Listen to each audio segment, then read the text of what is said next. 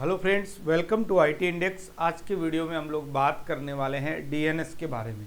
ध्यान से समझने वाली बात है, क्योंकि डीएनएस, अगर हम एक कॉमन डीएनएस टर्म की बात करें तो डोमेन नेम सिस्टम इसका जो फुल फॉर्म है।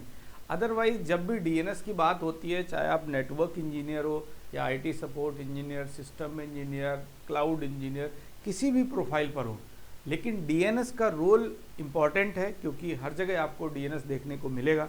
तो माइक्रोसॉफ्ट सर्वर के अंदर जो डीएनएस का पोर्शन है वो हम किस तरीके से कवर करने वाले हैं वो अभी हम स्टार्ट कर रहे हैं। लेकिन इससे पहले चैनल पे ऑलरेडी एक डीएनएस प्रोटोकॉल के नाम से प्रोटोकॉल की प्लेलिस्ट है, उसके अंदर डीएनएस नाम से एक वीडियो बना हुआ है जिसमें मैंने कंप्लीट डिटेल्स बनाई हुई है।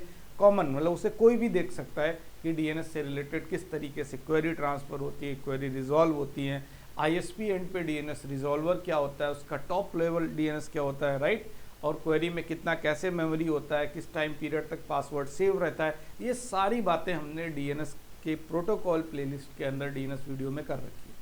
अभी हम अपने सर्वर पोर्शन को कवर करेंगे, राइट। तो सर्वर के अंदर, माइक्रोसॉफ्ट सर्वर के अंदर डीएनएस का रोल क्या है। देखिए, डीएनएस का रोल एक ही है, डोमेन, जिसमें name to IP resolution provide करना है, आईपी टू नेम। मीन्स आप ऐसा समझो कि आपने पिंग किया www.google.com, तो वो क्वेरी आपके डिवाइस से निकल के बाहर जाती है, और बाहर जाने बाद जो रियल डीएनएस सर्वर, जो रियल google.com का आईपी है, उसकी इंफॉर्मेशन होने के बाद आपको वेब पे एक्सेस मिल जाता है, राइट। इस तरीके से जितने भी वेब पेजेस एक्सेस करते हो, जो भी डोमेन नेम से आप वेबसाइट ओपन करते हो, वो सभी सेम प्रोसेस के थ्रू होते हैं। मीन्स डिवाइस से डीएनएस क्वेरी, आपके कंप्यूटर से डीएनएस क्वेरी निकलती है, आपके सर्विस प्रोवाइडर तक जाती है, और सर्विस प्रोवाइडर के बाद अगर वहाँ पे डीएनएस के रिकॉर्ड्स प्रेजेंट हैं तो उससे क्वेरी रिजॉल्व हो जाएगी। अदरवाइज जो टॉप लेवल डीएनएस है उसके पास वो क्वेरी फॉरवर्ड होगी, राइट। तो ये किस तरीके से काम करता है क्वेरी प्रोसेस, ये हमने प्रोटोकॉल वाली प्लेलिस्ट में एक्सप्लेन कर रखा है। इन डेप्थ डीएनएस का वीडियो एटलीस्ट 40 to 45 मिनट का होगा, राइट, अच्छे से बता रखा है। अभी माइक्रोसॉफ्ट सर्वर पे फोकस करते हैं। तो सबसे पहले हम माइक्रोसॉफ्ट सर्वर के अंदर stand alone DNS server configuration के बारे में बात करेंगे। अब आप कहोगे sir stand alone DNS server क्या है। अभी तक तो हम लोग माइक्रोसॉफ्ट के अंदर डीएनएस सर्वर बनाते चले आए थे, माइक्रोसॉफ्ट के प्रॉपर डीएनएस सर्वर की कॉन्फ़िगरेशन की थी। लेकिन ध्यान होगा, हम लोगों ने क्या किया था कि एक जो डोमेन कंट्रोलर क्रिएट किया है, तो उसी टाइम पे डीएनएस की कॉन्फ़िगरेशन ऑटो कॉन्फ़िगर कर दी। ऑटो कॉन्फ़िगरेशन को हम लोग इस टर्म को चेंज करते हुए बोलेंगे कि एक्टिव डायरेक्टरी जो एडी है, एडी का इंटीग्रेशन है डीएनएस के साथ। तो अभी तक एडी इंटीग्रेटेड था डीएनएस के साथ, बट अब हम जो लोग बात कर रहे हैं वो स्टैंडअलोन की बात कर रहे हैं। मतलब एक्टिव डायरेक्टरी अलग हो गया और डीएनएस सर्वर अलग हो गया, राइट। तो बात करते हैं कि किस तरीके से डीएनएस होता क्या है। तो डीएनएस पे एक बेसिक मैंने बात की थी, व्हाट इज़ डीएनएस। तो बोल सकते हो डोमेन नेम सिस्टम। बहुत सारे लोग domain name server full form बोलते हैं, बट ध्यान रखना है बताते समय डोमेन नेम सिस्टम बोलना है। It is use to translate name to IP and IP to name. लगभग लोगों को आइडिया है डीएनएस के बारे में कि डीएनएस का एक बेसिक सा काम होता है, नेम को आईपी में रिजॉल्व करता है। जब भी हम google.com देते हैं, वो डोमेन नेम होता है, उसको रिजॉल्व करने का काम होता है डीएनएस का, कि एक आईपी उसको प्रोवाइड करे। एक्चुअल में जो वेबसाइट होती है, जो वेब पेज होता है, उसके अंदर जितना भी डेटाबेस होता है, वो सारी होस्टिंग वो कहाँ होती है, एक आईपी एड्रेस पे ही होती है, राइट। बट एक ब्रांडिंग के लिए सभी के अलग अलग डोमेन नेम असाइन किए जाते हैं, जो भी एक यूनिक होते हैं ऑल ओवर द वर्ल्ड। आप किसी भी वेबसाइट पे जाते हो, जैसे गोडैडी पे, तो डोमेन नेम आप परचेज कर लेते हो। तो नेम परचेज करना, आपने 500 का एक डोमेन नेम खरीद लिया, बट उस नेम के लिए एक वेबसाइट क्रिएट कराओगे, और क्रिएट कराने के बाद उस वेबसाइट को आप होस्ट करते हो। जब वेबसाइट की होस्टिंग करते हैं, मतलब वो जो वेब पेज है उसकी जब लोकेशन डिसाइड करते हैं, उस टाइम पे वेब पेज होस्टिंग के टाइम पे एक आईपी पे होस्टिंग होती है, राइट। वहाँ पे आईपी एड्रेस शो करता है at the time of hosting कि कहाँ होस्ट कर रहे हैं, किस आईपी पे होस्ट कर रहे हैं, ठीक है। तो अभी अपने स्टैंडअलोन डीएनएस सर्वर के बारे में बात कर रहे थे कि अभी तक एडी के साथ हमारा डीएनएस सर्वर इंटीग्रेटेड था। मतलब हमने डीएनएस कॉन्फ़िगरेशन नहीं की, कॉन्फ़िगरेशन होती कैसे है ये भी नहीं पता। क्यों? क्योंकि हमने डीएनएस का रोल क्या किया था, at the time of ADDS installation उसको इनेबल कर दिया था। तो कुछ भी करने की ज़रूरत नहीं है। बट इंडस्ट्री के अंदर डीएनएस के को अलग से भी बनाते हैं, अलग से सेंट्रलाइज मैनेजमेंट के लिए। आप कहोगे नहीं सर हमारे यहाँ तो नहीं चलता है, हमारा तो डीएनएस डोमेन कंट्रोलर के साथ ही है। हम बहुत बड़े इंफ्रा की बात कर रहे हैं, क्योंकि जो फॉरेस्ट की बात करते हो तो एक डोमेन की बात नहीं करते हो, मल्टीपल डोमेन की बात करते हैं, जिसमें पेरेंट, चाइल्ड, डोमेन ट्री, इस तरीके का जब फॉरेस्ट क्रिएट होता है उस टाइम पे सेंट्रलाइज्ड डोमेन डीएनएस को मैनेज करने की ज़रूरत पड़ती है, तब हम कॉन्फ़िगर करते हैं स्टैंडअलोन डीएनएस सर्वर, राइट। तो डीएनएस सर्वर पे बेसिक बात हो गई। What is AD integrated DNS, just अभी बात की कि एडी इंटीग्रेशन का मतलब क्या है कि जब एक्टिव डायरेक्टरी की सर्विस इंस्टॉल कर रहे हैं उसी टाइम पे डीएनएस का डेटाबेस भी कॉन्फ़िगर हो जाता है, राइट। बट यहाँ पे एक पॉइंट आप ध्यान रखिएगा, we don't require to create a primary zone. अभी हम जोन्स के बारे में बात करेंगे, प्राइमरी, सेकेंडरी एंड स्टब के बारे में, बट इधर लिखा है कि हमें यहाँ प्राइमरी जोन क्रिएट करने की ज़रूरत नहीं पड़ती है। क्यों? क्योंकि डीएनएस का डेटाबेस एक्टिव डायरेक्टरी के साथ कॉन्फ़िगर हो जाता है, ऑटो कॉन्फ़िगरेशन हो जाती है उसकी, तो हमें प्राइमरी जोन कॉन्फ़िगर करने की ज़रूरत नहीं है, प्राइमरी जोन क्रिएट हो जाता है ऑटोमेटिक। तो आप एडी के केस में, एडी इंटीग्रेशन विद डीएनएस के केस में आप बोल सकते हो कि जो प्राइमरी जोन है वो क्रिएट हो चुका है, राइट। बट जब स्टैंडअलोन अलग से डीएनएस सर्वर क्रिएट करेंगे उस टाइम पे आप प्राइमरी जोन क्रिएट कर रहे हैं, तो इसका मतलब ये नहीं है कि ये एडी से इंटीग्रेटेड है, इसको थोड़ा सा ध्यान रखना है।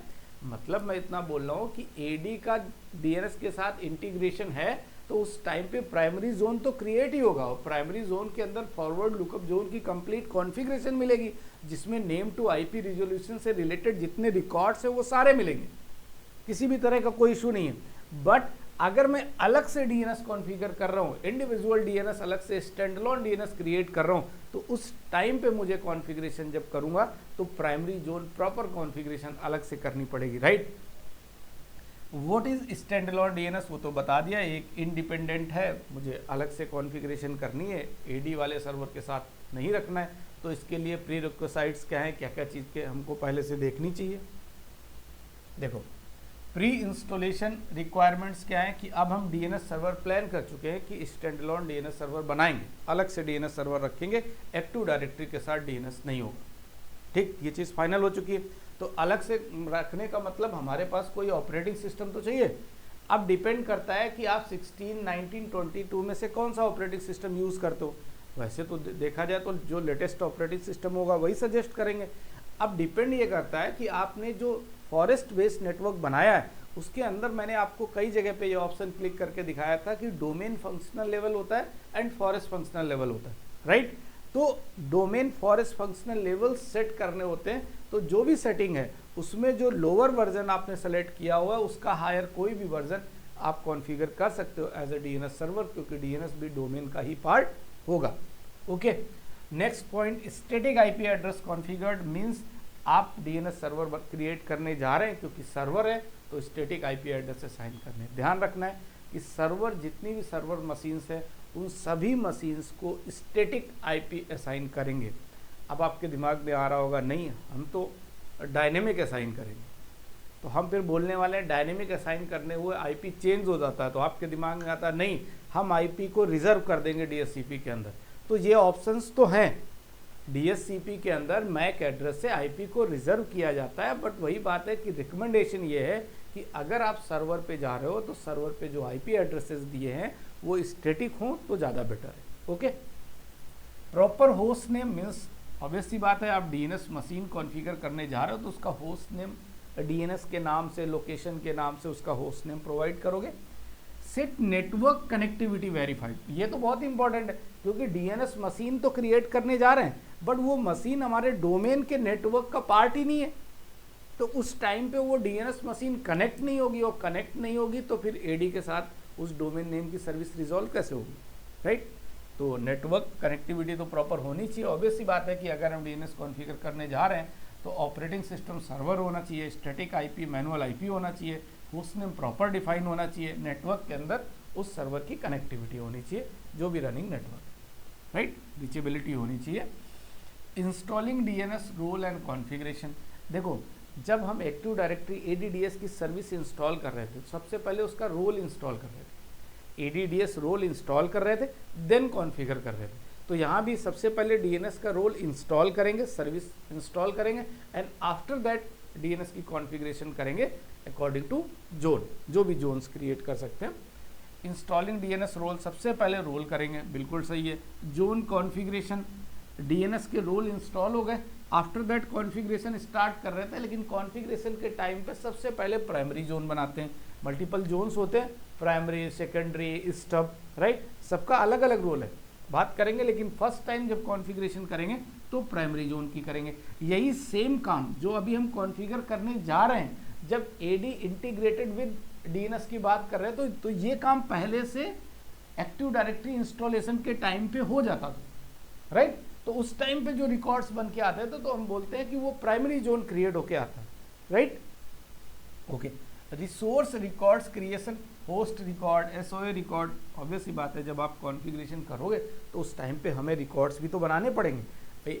एडी इंटीग्रेशन डीएनएस के साथ तो ऑटो हो जा रहा था सारा काम, रिकॉर्ड्स क्रिएट हो जा रहे थे, बस गए और हमने देखा डीएनएस का डेटाबेस रेडी है, सारे रिकॉर्ड्स चेक किए, एवरीथिंग इज ओके।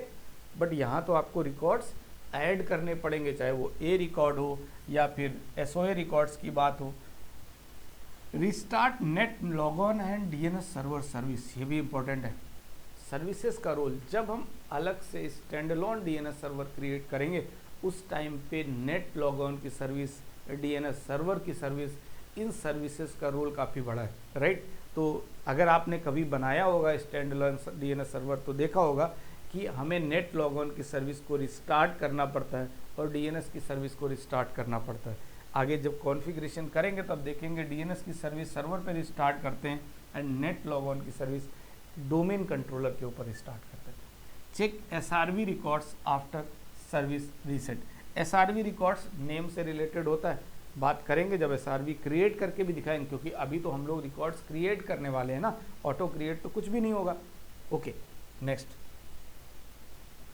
देखो, अब जब डीएनएस की कॉन्फ़िगरेशन करेंगे तो डीएनएस जोन कैटेगरीज की बात कर रहे हैं। जब भी आपसे जोन के बारे में कोई बात करे, type of zone in DNS, तो आप प्राइमरी, सेकेंडरी एंड स्टब, तीन नाम लेंगे, primary zone, secondary zone and stub zone, right. और फर्स्ट ऑफ ऑल सबसे पहले क्या क्रिएट करते हैं, प्राइमरी जोन।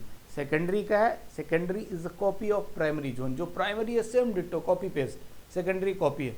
और स्टब क्या है, अब स्टब के बारे में अभी डिटेल से बात कर रहे हैं। आगे स्टब जोन क्या होता है, forward lookup zone. Forward lookup zone का काम होता है name to IP resolution provide करना।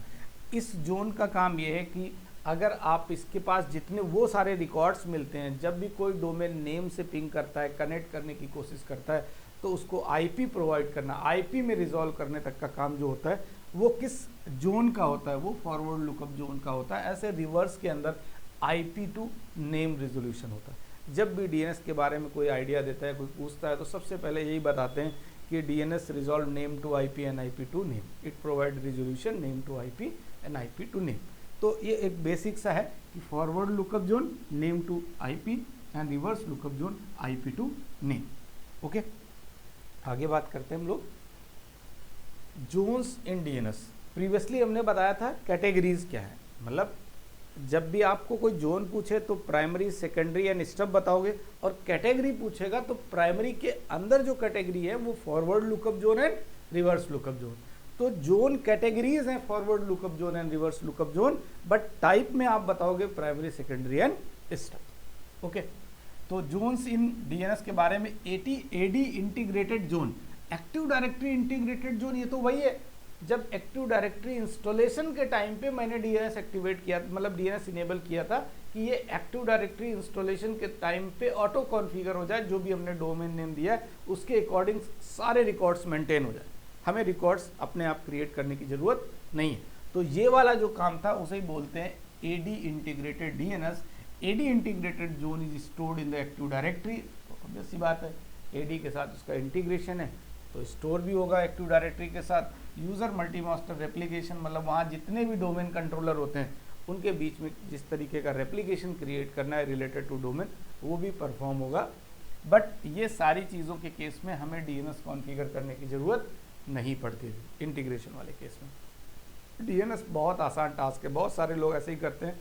स्टैंडअलोन बनाने के बाद में फिर सारी चीज़ें आती हैं कि डीएनएस किस तरीके से कॉन्फ़िगर होता है, बहुत बड़ा रोल है। हम लोग बनाएंगे प्रॉपर फॉरेस्ट के अंदर एक अलग से और डीएनएस सर्वर सेटअप करके देखेंगे और प्राइमरी जोन बनाएंगे और कैसे अप करते हैं वो डीएनएस स्टार्ट कैसे करते हैं उस पर बात करेंगे।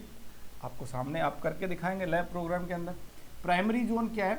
When DNS is configured first time जब डीएनएस कॉन्फ़िगर होगा तो वही बोला जाता है प्राइमरी जोन। और प्राइमरी जोन के अंदर जब डीएनएस कॉन्फ़िगर कर रहे हो तो क्या बनाओगे? Forward lookup zone and reverse lookup zone. Forward name to IP and reverse IP to name. Secondary zone just copy of primary zone, जो प्राइमरी में रिकॉर्ड्स है वही सेकेंडरी में। तो आप कहोगे कॉपी की जरूरत क्या है? बहुत बड़ी जरूरत है भाई। रिमोट लोकेशन, प्राइमरी की लोकेशन अगर काफ़ी दूर है तो उस कंडीशन में हमें अपनी लोकेशन पे डीएनएस रिकॉर्ड चाहिए, डीएनएस डेटाबेस चाहिए, तो सेकेंडरी डीएनएस बनाते हैं, that is the copy of primary DNS.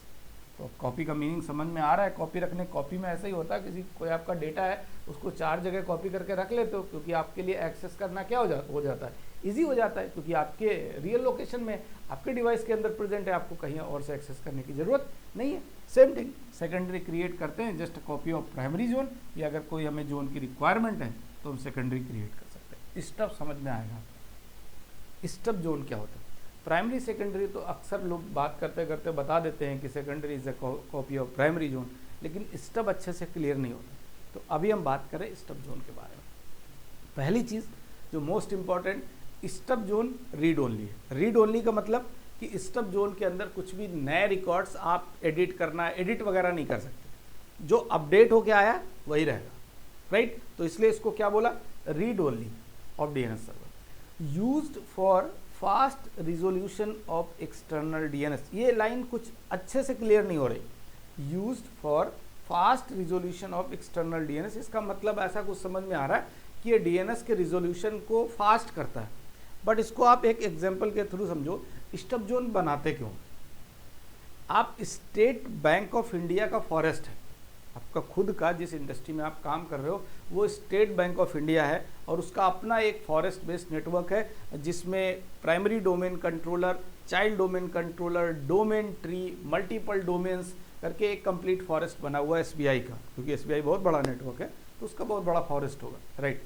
उस टाइम पे स्टब जोन की रिक्वायरमेंट कब पड़ती है समझिए कि एक पीएनबी है, पंजाब नेशनल बैंक है, एक कोई एरिया है पीएनबी का, वहाँ के जो एटीएम्स लगे हैं वो एसबीआई के यूज़र को यूज़ करना है। भाई मैं एसबीआई का यूज़र हूँ, मेरे पास एसबीआई का एटीएम है, अब मैं एक एरिया के अंदर पीएनबी के एटीएम है, उन्हें मुझे यूज़ करना है, तो राइट, इसका मतलब जो एसबीआई वाले हैं उनको पीएनबी का जो डोमेन है उसका डोमेन रिजोल्यूशन प्रोवाइड करना पड़ेगा।